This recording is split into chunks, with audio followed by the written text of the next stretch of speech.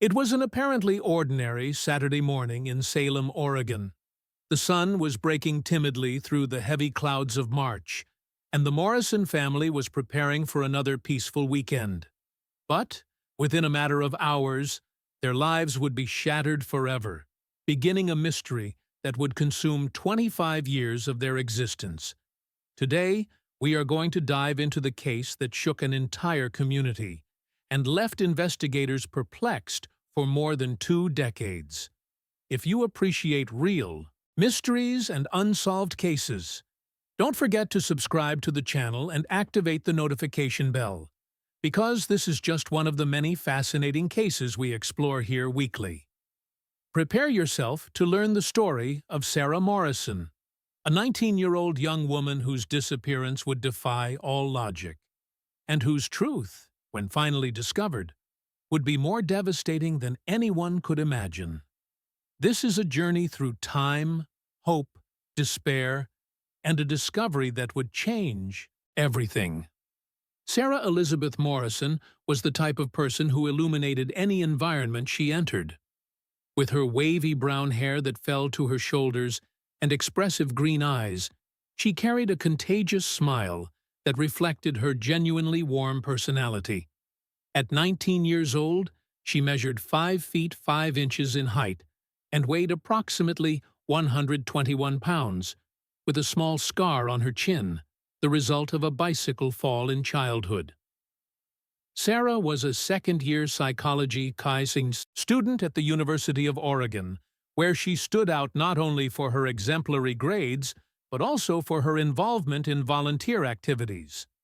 Every Thursday, she dedicated her afternoons to the local animal shelter, where her passion for dogs was evident. She was known by her colleagues as someone who never left a friend behind, always willing to listen and offer emotional support. At home, in the Morrison residence at 1247 Elm Street, Sarah was the eldest, daughter of Robert and Linda Morrison. Robert, a 52-year-old accountant with more than 20 years at the same company, described Sarah as his little psychologist, always ready to mediate family conflicts with her precocious maturity. Linda, a 48-year-old elementary school teacher, saw in Sarah not just a daughter, but a best friend who shared her passion for gardening and reading. Sarah's routine followed a predictable pattern that brought comfort to the family. During the week, she woke up at 7:30 in the morning, had coffee with toast and strawberry jam, her favorite since childhood, and headed to the university in the blue Honda Civic she had received for her 18th birthday. On Saturdays, she had the sacred habit of walking with Cooper, the family's 4-year-old golden retriever, who had been her high school graduation gift. Cooper and Sarah were inseparable. The dog, a golden male of medium size weighing about 66 pounds, had been trained by Sarah since he was a puppy. He responded exclusively to her commands, slept at the foot of her bed every night, and demonstrated an almost human loyalty to the young woman. Neighbors frequently commented on the unique connection between the two, observing how Cooper seemed to understand every change in Sarah's mood. Weekends were special for Sarah. After an intense week of studies, she found peace in long morning walks with Cooper along the trails of Forest Grove Park, a natural reserve, located just 10 minutes' walk from her house. She knew every trail, every curve, every tree of that place that had become her personal sanctuary. Saturday, March 18th, 1998. The thermometer marked 54 degrees Fahrenheit when Sarah woke up at 8:15 in the morning, 15 minutes after her usual alarm. The sky was overcast, with dense clouds that promised rain for the late afternoon, but nothing that would worry a young woman accustomed to Oregon's unpredictable climate. Linda Morrison remembers perfectly the details of that morning. Sarah came down the stairs wearing her favorite jeans, a faded Levi's with a small tear in the right knee, a red long-sleeved university shirt, and her white Nike sneakers that already showed signs of use. Around her neck, she wore the silver necklace with a heart-shaped pendant that she had received as a Christmas gift from her parents the previous year. During breakfast, around 8:45 in the morning, the family talked about the day's plans. Robert planned to work in the garden, taking advantage of the fact that the rain had not yet arrived. Linda had scheduled lunch with her sister at 1 o'clock in the afternoon. Sarah casually mentioned that she would take Cooper for a longer walk in Forest Grove Park, perhaps exploring the new trail she had discovered the previous week. "Don't be too long," Linda warned, observing the heavy clouds through the kitchen window. "It looks like it's going to rain hard this afternoon." "We'll be back before lunch, Mom. I promise," Sarah replied, giving a kiss on top of Linda's head before taking Cooper's leash from the hook near the door. At 9:23 in the morning, time confirmed by the kitchen clock that Linda was watching while washing the breakfast dishes, Sarah left home with Cooper by her side. Neighbors later reported seeing her walking down Elm Street toward the park, as she did every Saturday. Mrs. Henderson, neighbor at IMA number 1251, waved from the porch and received the warm wave back that had become routine between the two. The last person to see Sarah alive was Tommy Chen, a 16-year-old student who worked part-time at the entrance to Forest Grove Park, checking passes and providing trail maps to visitors. Tommy clearly remembered Sarah because she always stopped to talk about Cooper and ask questions about new paths to explore. She arrived around 9:40, Tommy reported to investigators. She seemed excited, said she wanted to try the Ridge North Trail because she had heard it had an incredible view of the valley. Cooper was especially agitated that day, pulling the leash more than normal. Sarah laughed and said he probably smelled squirrels. Tommy was the last person to see them alive. Sarah and Cooper followed the main trail, disappearing among the dense trees of the park at 9:45 in the morning. What happened in the minutes, hours, or days that followed would remain a mystery for 25 long years. When noon arrived without any sign of Sarah, Linda began to feel the first signs of concern. Sarah never broke promises, especially about schedules. At 12:30, Linda called her daughter's cell phone, but the call went straight to voicemail. At 1:15 in the afternoon, when Linda had to cancel lunch with her sister, concern transformed into panic.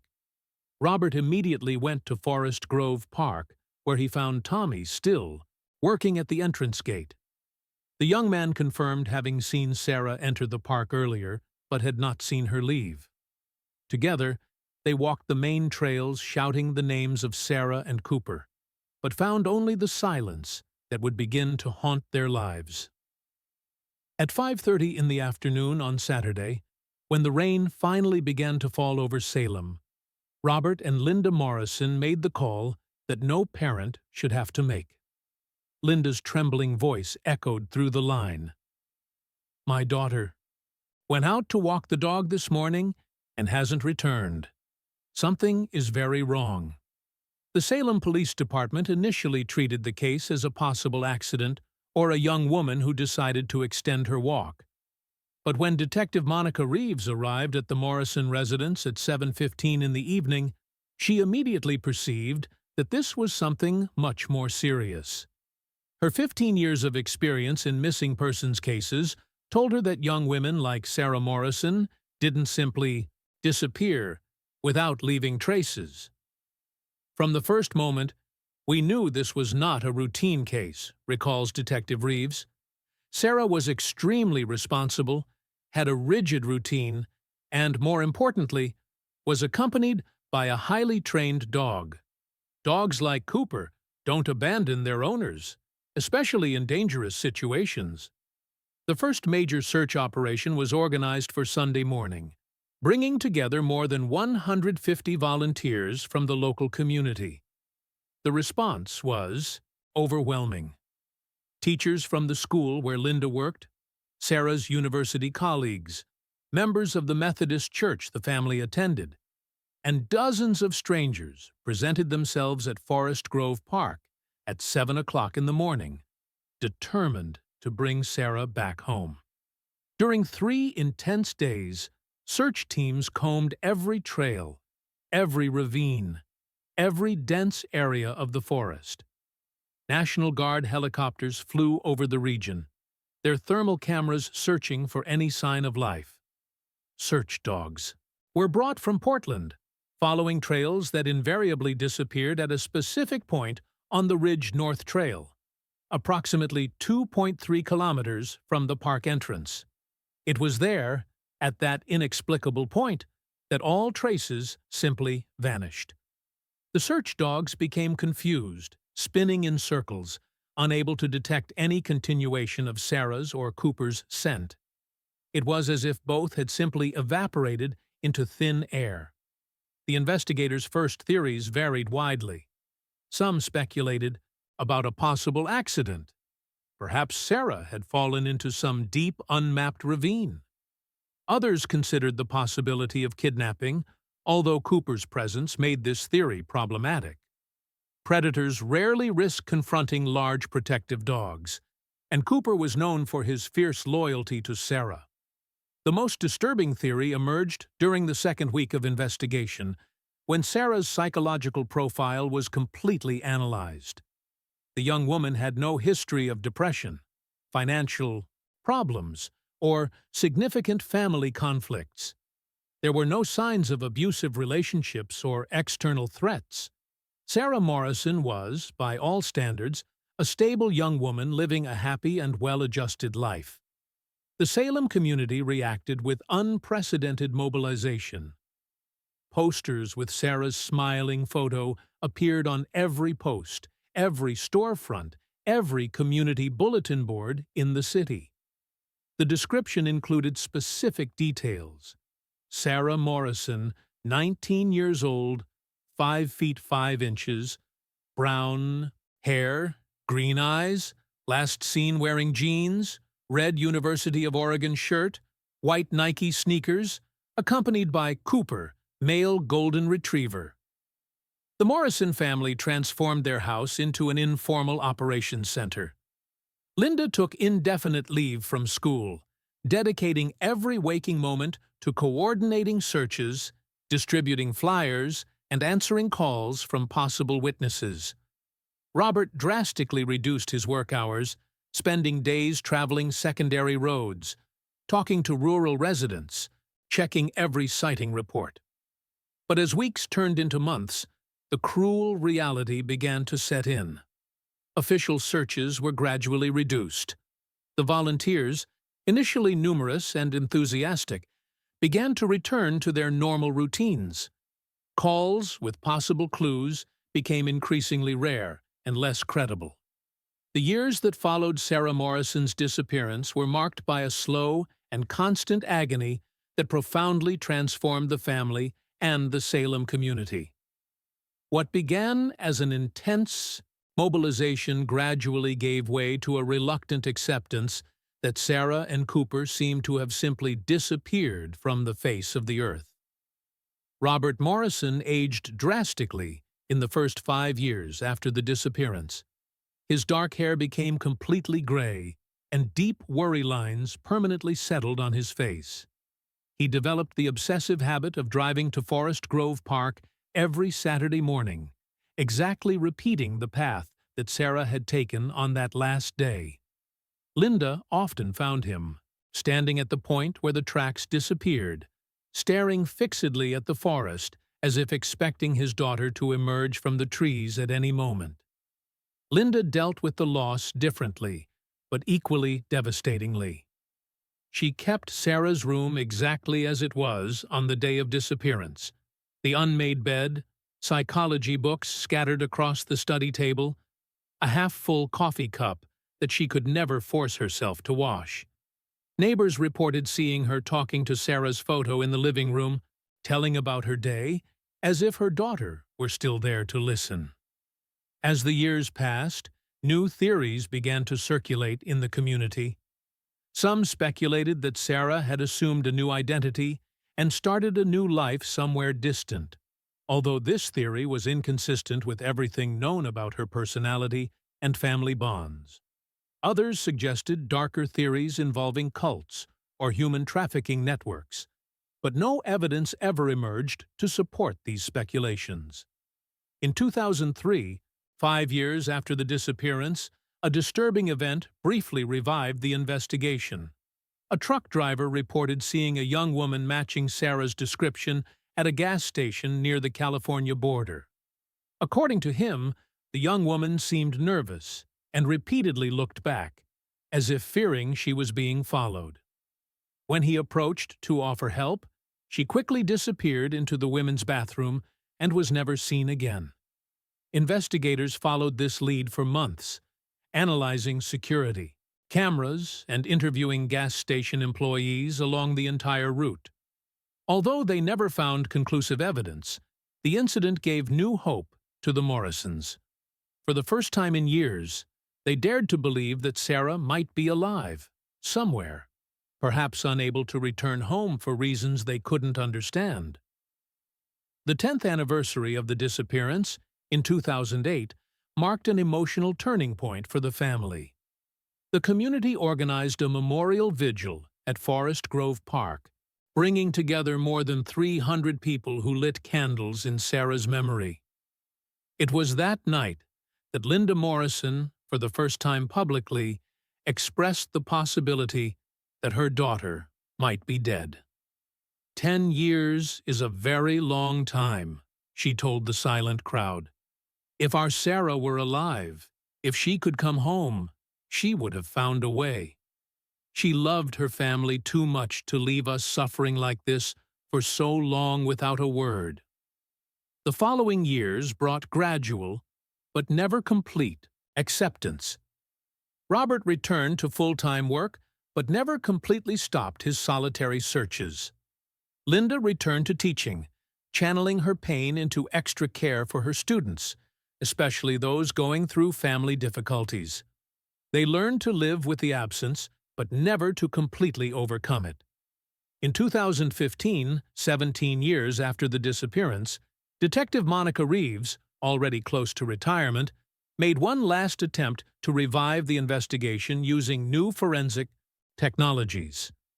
DNA samples collected on the trail were reanalyzed with more advanced techniques, but the results remained inconclusive. It was as if Sarah and Cooper had been simply erased from existence at that specific point in the forest. The Salem community never completely forgot Sarah Morrison. Her case became local legend, a dark story told in low voices in the city's cafes and bars.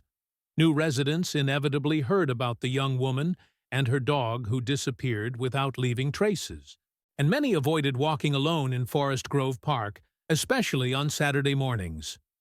25 years after that fateful March morning, it was a completely accidental discovery that finally brought devastating answers to the Morrison family.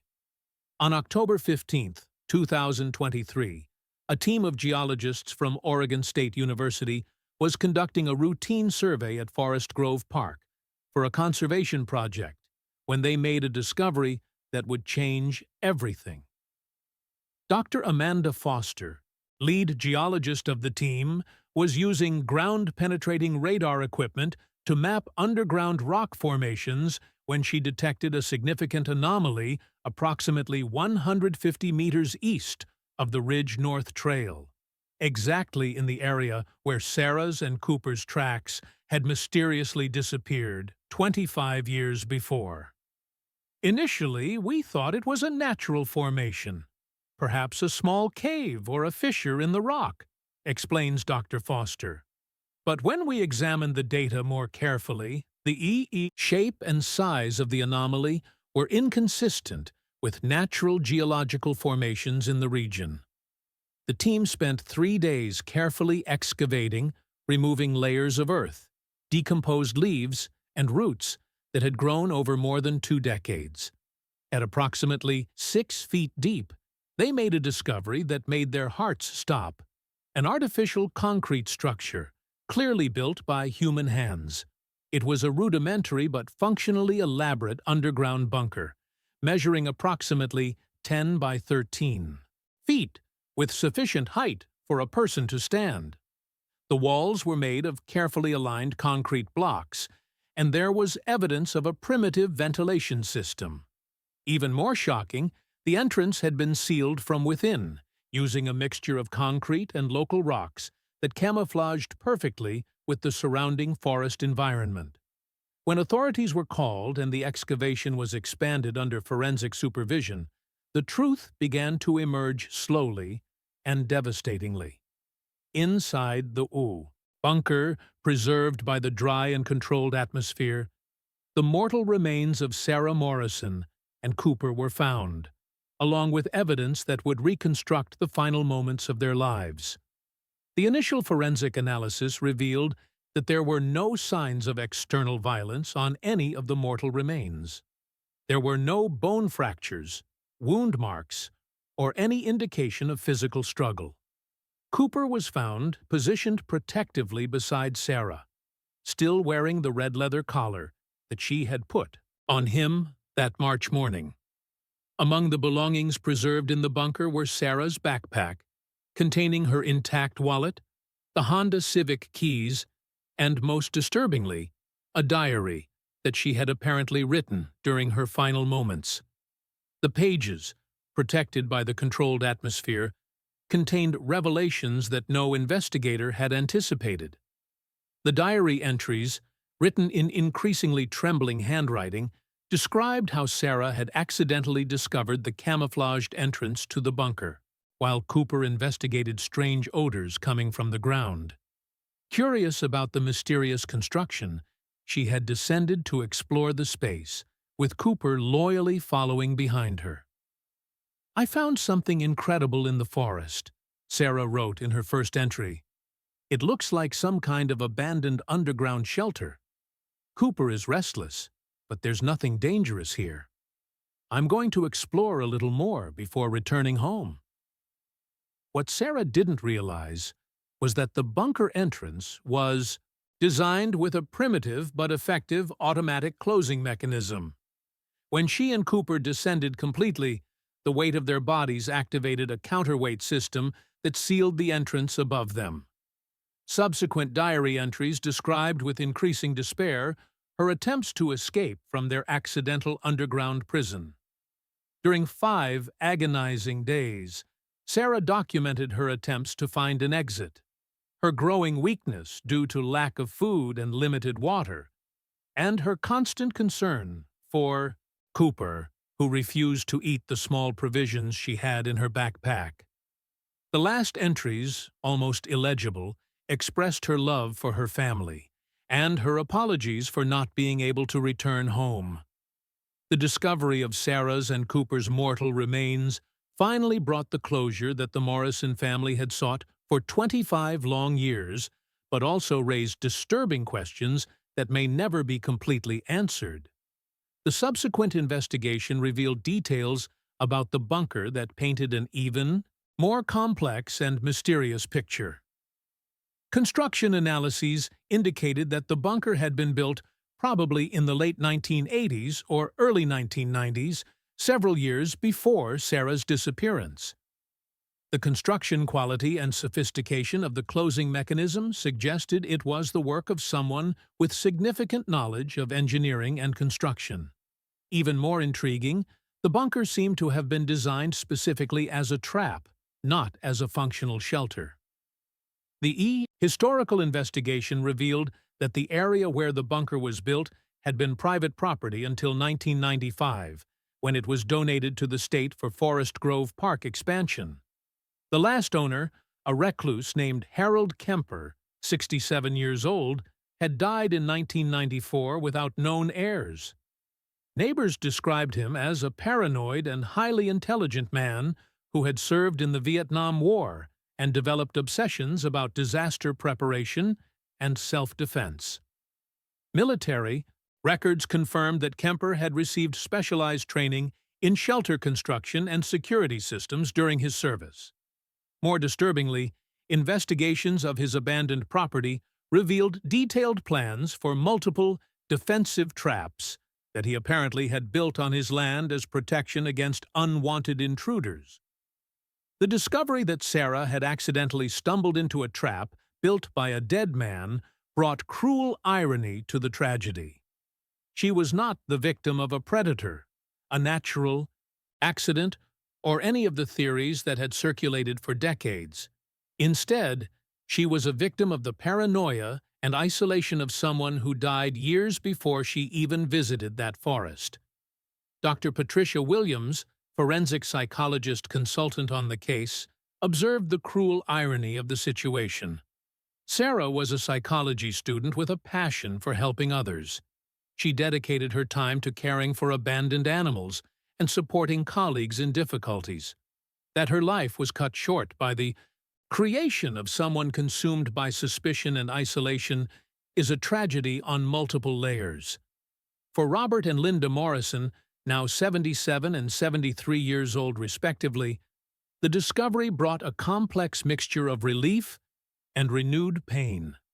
They finally knew what had happened to their beloved daughter, but the cruel and accidental nature of her death was almost more difficult to accept than the speculations that had tormented their minds for decades. For 25 years, we imagined every possible scenario, said Linda Morrison in her first interview after the discovery. Kidnappers, accidents, even the possibility that she had chosen to leave her life behind. We never imagined that she simply stumbled into a trap built by a dead man who wanted to keep people away from his property. Sarah's diary, with its vivid descriptions of her final moments, offered both comfort and additional pain for the family. Her words revealed that even facing a slow and terrible death, she maintained her characteristic compassion, worrying more about Cooper's well-being than her own suffering. The Salem community reacted to the discovery with a mixture of relief and renewed sadness. The mystery that had haunted the city for a quarter of a century finally had an answer, but it was an answer that no one had anticipated or desired. Forest Grove Park was temporarily closed, while specialized teams searched for other traps that Kemper might have built. Today, a small memorial marks the place where Sarah and Cooper were found.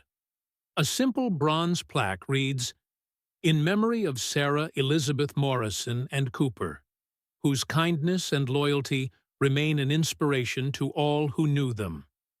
The memorial has become a place of silent pilgrimage for those who remember the young woman and her faithful dog. The case of Sarah Morrison serves as a somber reminder of how apparently random events can alter lives forever. A young woman with a bright future ahead and a loyal dog were victims not of directed malice, but of the residual paranoia of a man they never knew, in a forest they considered safe. 25 years of mystery ended not with satisfactory answers or justice, but with the cruel reality that sometimes fate is simply cruel and random.